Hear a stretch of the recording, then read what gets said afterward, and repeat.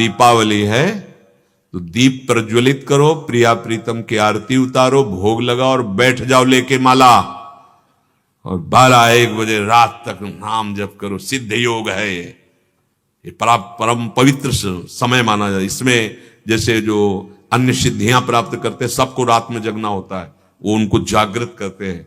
अपनी तो रोज की सिद्धि है ये प्रिया प्रीतम जी की चरणारविंद का आश्रय नाम जप।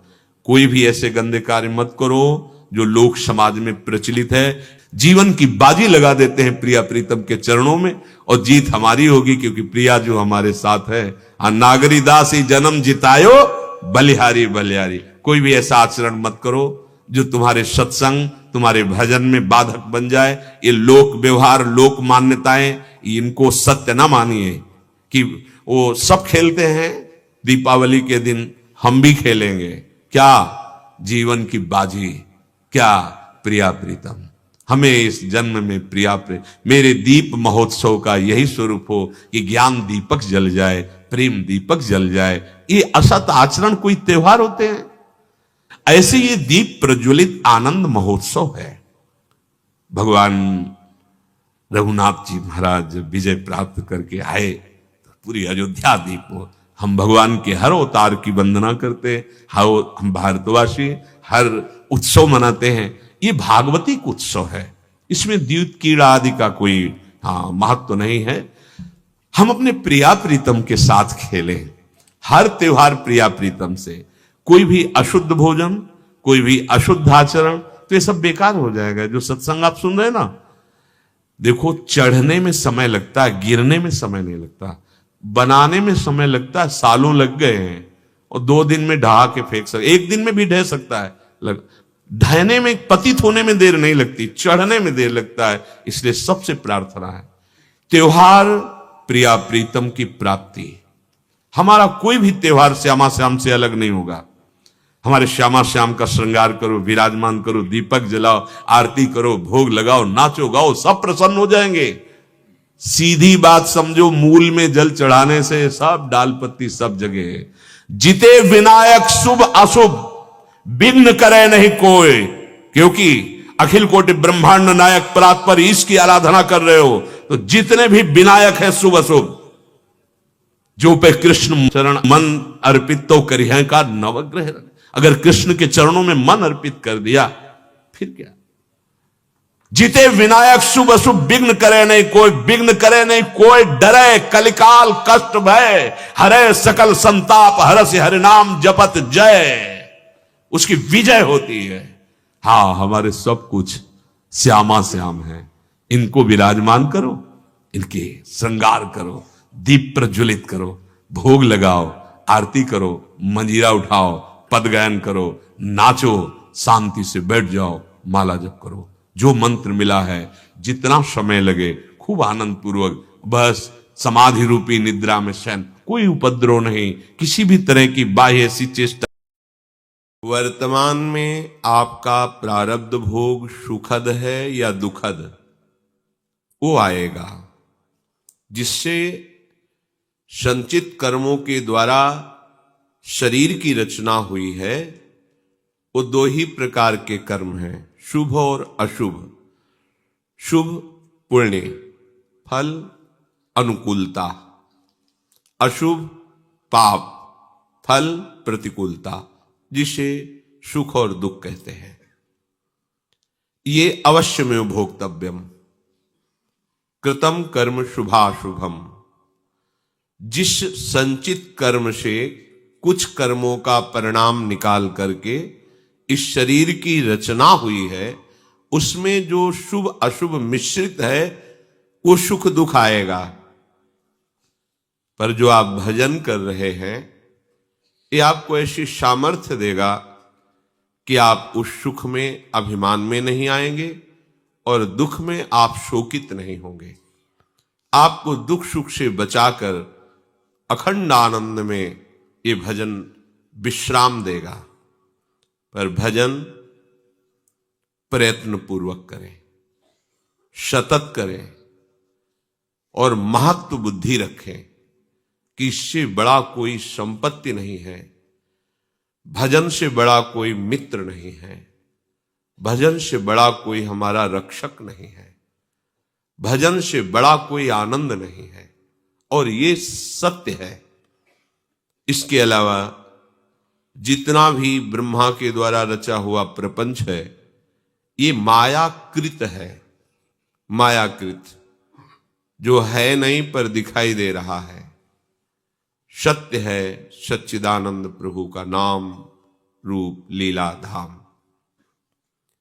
प्रभु श्री कृष्णचंद्र जो भूत भविष्य वर्तमान सबको वर्तमान की तरह ही देख रहे हैं, उन्हें सब दिखाई दे रहा है। ये जीव क्या था, क्या है, क्या होगा, क्या कर रहा है, क्या किया था, क्या करेगा, सब उन्हें पता है। वो आदेश कर रहे हैं, प्रयत्नाद्यतमानस्तु योगी संशुद्ध किल्विषः अनेक जन्म संसिद्धस्ततो याति पराम गतिम। जो उपासक प्रयत्न पूर्वक यत्न करता है भजन का, प्रायः वार्ता में ऐसे बोलते हैं कि हमारा तो भजन होता नहीं, कुछ बोलते हमसे भजन नहीं होता। दोनों बातें आप स्वयं अपना नाश करने के लिए बोल रहे हैं। आप राजी हैं मन बुद्धि की चाल में चलने से, इसीलिए आप ऐसा बोल रहे हैं। ये भव समुद्र संसार तुम्हें डुबोएगा, दुख देगा, कोई तुम्हारा साथी नहीं है, भजन ही तुम्हारा साथी है। भजन जो पहली बात कि हमसे होता नहीं, तो भजन होता है सिद्ध महापुरुषों का,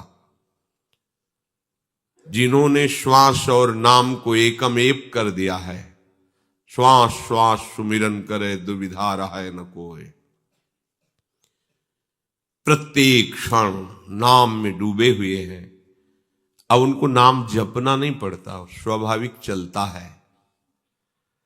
जो कहते हैं हमसे भजन नहीं होता है, ये आपकी मानी हुई प्रमाद स्थिति है, क्योंकि आप में क्रिया शक्ति है।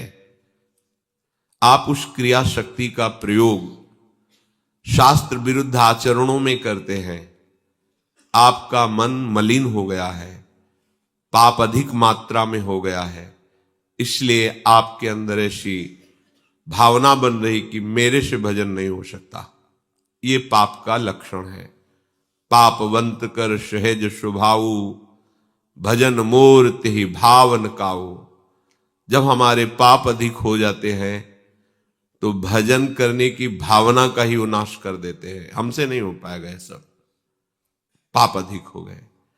अगर कहीं पाप हैं पर वो पुण्य को दबा नहीं पा रहे, तो आपको साधु संग, शास्त्र स्वाध्याय और सामने की दृश्य परिस्थिति ऐसे विचार में डाल देगी कि आपका भजन होने लगेगा, क्योंकि आपके पुण्य जोरदार है।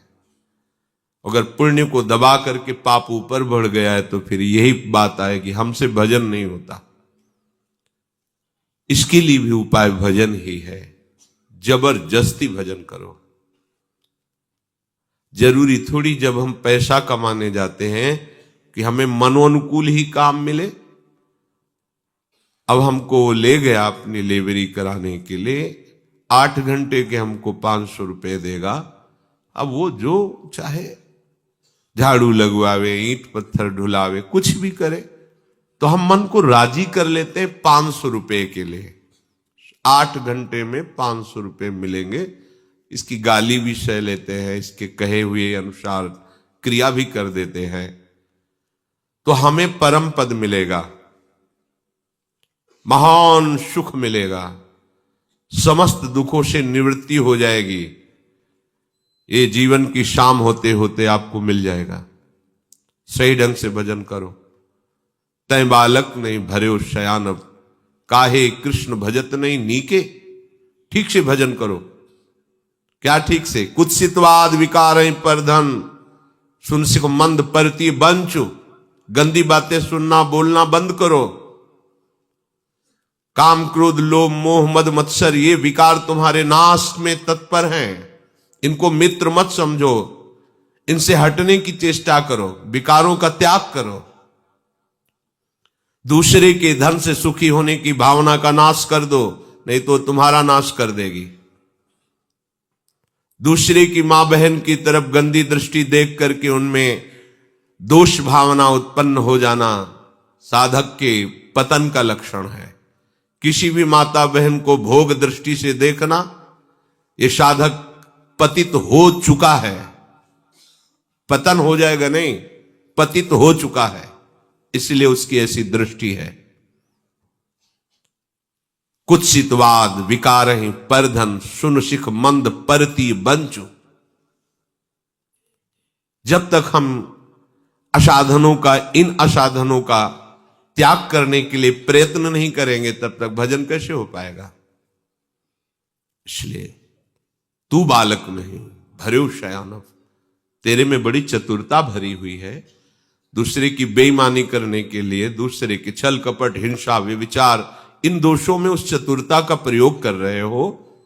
भजन में करो, भजन में इनसे बचने के लिए करो। चतुरता का प्रयोग शयानप इनमें लिप्त होने के लिए नहीं, इनसे बचने के लिए करो। ठीक से भजन करो।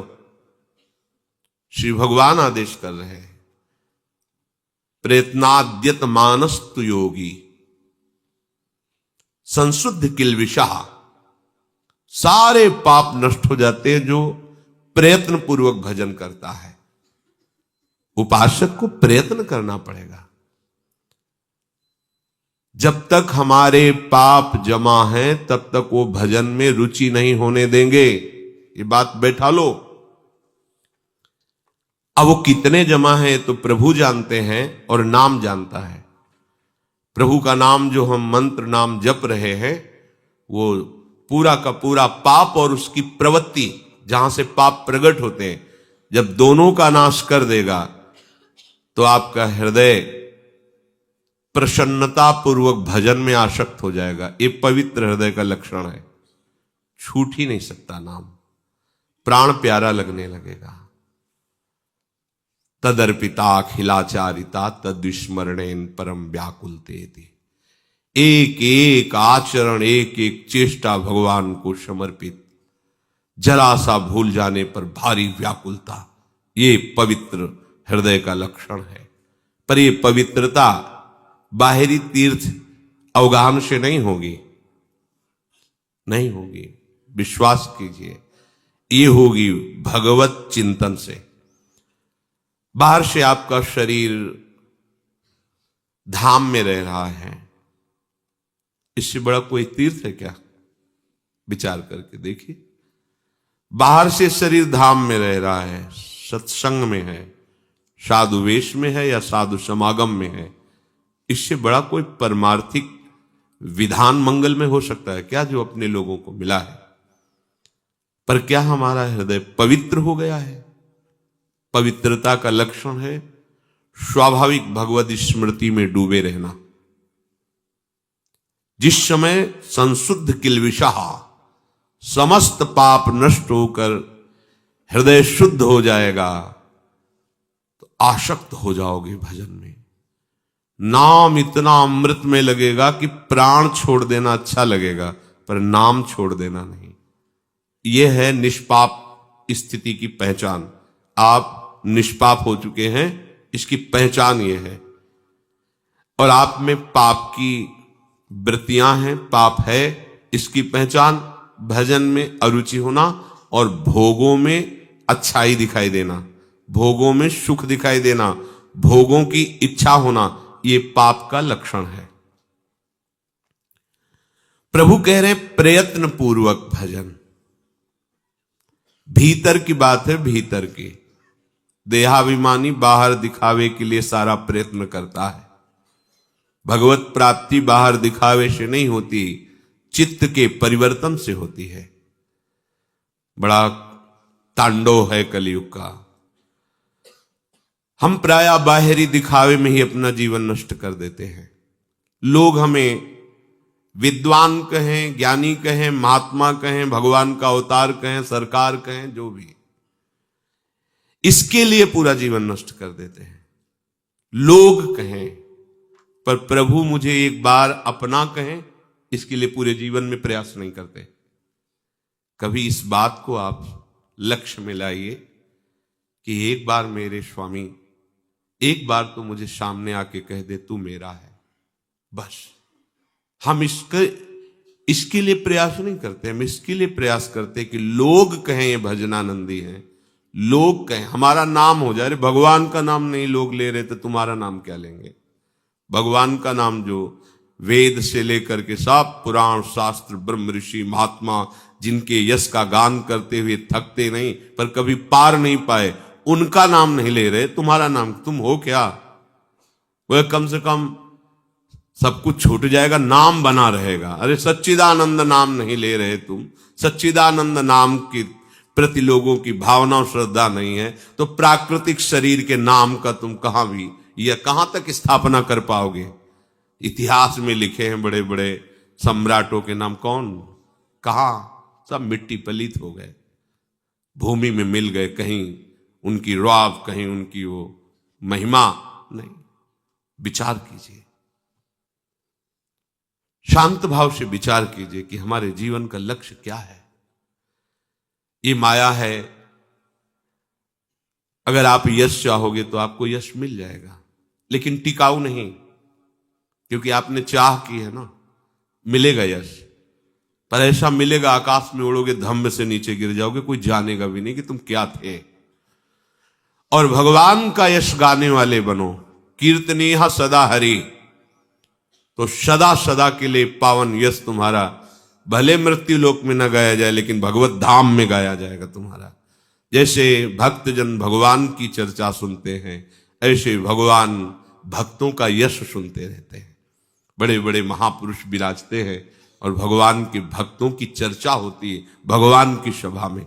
उसी सभा में तो दुर्वासा जी को पता चला था कि सर्वश्रेष्ठ महान भक्त इस समय अम्बरीश जी भूतल पर विराजमान, तभी तो उनकी परीक्षा के लिए आए थे कि मेरा नाम नहीं लिया गया सर्वश्रेष्ठ में, अम्बरीश जी का नाम ले। जैसे हम भक्तों का एक व्यसन है, एक आसक्तिमय जीवन है कि हम भगवत चर्चा किए और सुने बिना नहीं रह सकते, ऐसे ही भगवान का एक व्यसन है, वो अपने भक्तों की बात सुने बिना नहीं रह सकते, वो भक्तों की चर्चा सुनते हैं।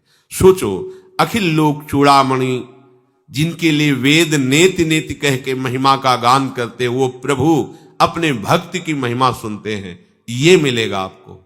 मृत्यु लोक के प्राणी तो कुछ चंद दिनों के लिए हैं, ये सब मरेंगे, क्योंकि इसका नाम मृत्यु लोक है। इनके शरीरों का परिवर्तन होगा, ये स्थायी नहीं है। अधिक से अधिक 100 वर्ष। 100 वर्ष कितना है? ब्रह्मा की आयु में ऐसे कमल में, पंखुड़ी में सुई छेदा गया, यहां का 1 वर्ष हो गया। क्या है तुम्हारा जीवन?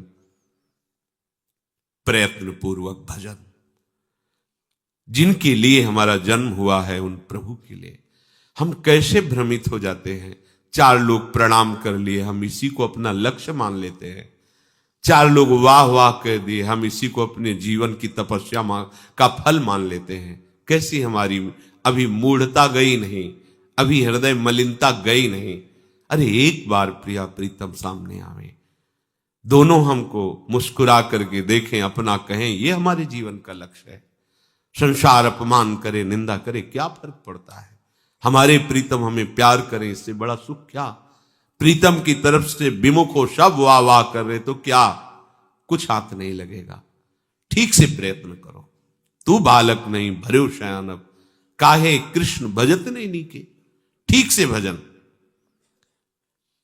देखो महाप्रभु कह रहे हैं, तन ही राख सत्संग में मन ही प्रेम रस भयो। सत्संग में आना कोई साधारण बात नहीं है। जब द्रवहि दीन दयालु राघो तो साधु संगति पाइए। भगवान जिस जीव पर कृपा करते हैं, कितने ब्रह्मांड हैं, कितने लोक हैं, उनमें से एक मृत्यु लोक। कितने जीव, उन जीवों में कितने मनुष्य, उन मनुष्यों में कैसे कैसे स्वभाव वाले, कितने लोग सत्संग इस समय सुन रहे हैं। अधिकतर इस समय सब मोह निद्रा में सोए हुए हैं, तमोगुणी निद्रा में, मोह निद्रा में सब। आप सब सौभाग्यशाली हैं। प्रातःकाल ब्रह्म मुहूर्त के पहले ही आप भगवत चर्चा सुन रहे हैं। परम पावन महामहिम श्री वृंदावन धाम की भूमि में बैठकर, ये सौभाग्य आपके कर्मों से नहीं है, ये प्रियाजू की अहेतु की कृपा से है। हमारा प्रयत्न शिथिल नहीं होना चाहिए। हमें विचार करना है कि देखो हमें प्रभु ने कैसा संयोग दिया है। सही रोना आ जाएगा यदि आप इस बात को गंभीरता से ले। तुमने दिया सदा ही मुझको अपना प्यार दुलार महान, मैंने सिर न चढ़ाया उसको, किया निरंतर ही अपमान। मैं कृतज्ञ अति नीच नराधम, सभी भांति अतिहीन मलीन।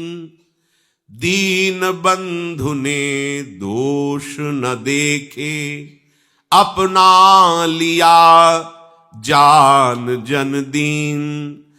जैसे स्नेहमयी मां शिशु का, मल धोती नहलाती आप। स्नेह सिंधु तुमने वैसे ही, किया विशुद्ध मिटा मलताप। पर मेरी निपट नीचता अतिशय, दया तुम्हारी अमित अपार। सहज दयावश भस्म कर दिया, तुमने मेरा अघु संभार। चरण शरण मिल गई सदा को, छाया सुधानंद सब ओर। उदय हो गया प्रेम सूर्य अब, मिटा मोह माया तम घोर। हे नाथ, जब से स्मृति है तब से देखा है आपने केवल कृपा ही कृपा की है, प्यार ही प्यार। आप जानते हो जहां आप बैठे हो, तरसते हैं बड़े बड़े महापुरुष। सच्ची मानिए, ये आप जान नहीं पा रहे कि प्रियाजू ने आपको क्या दे दिया। मनुष्य शरीर और इस दुरंत माया से आपको हटाकर परम पावन श्रीधाम वृंदावन का दर्शन, कुछ क्षण बैठने का सौभाग्य और कहीं वास, तो अहो भाग्य, अहो भाग्य। धन्य धन्य धन्य। धाम का उपासी, नाम का उपासी, प्रिया प्रीतम के रूप का उपासी। धन्य धन्य धन्य तेई जे इनके उपास है। पर क्या प्यारी जू के प्यार दुलार को आप सम्मान दे रहे हैं? उनके प्यार दुलार की तरफ देख पा रहे हैं आप कि उनकी कितनी कृपा है? सदैव कोसते रहते हैं आप। मैं सब कुछ छोड़कर वृंदावन वास किया, आपका भजन किया, आपके लिए परिवार छोड़ दिया। कैसी मूढ़ता! परिवार तुम छोड़ सकते हो? तुम वृंदावन वास कर सकते हो? तुम एक बार भी राधा नाम बोल सकते हो? तुम्हारी सामर्थ्य है? नहीं, अज्ञान की धरा में आप केवल बोल रहे हैं।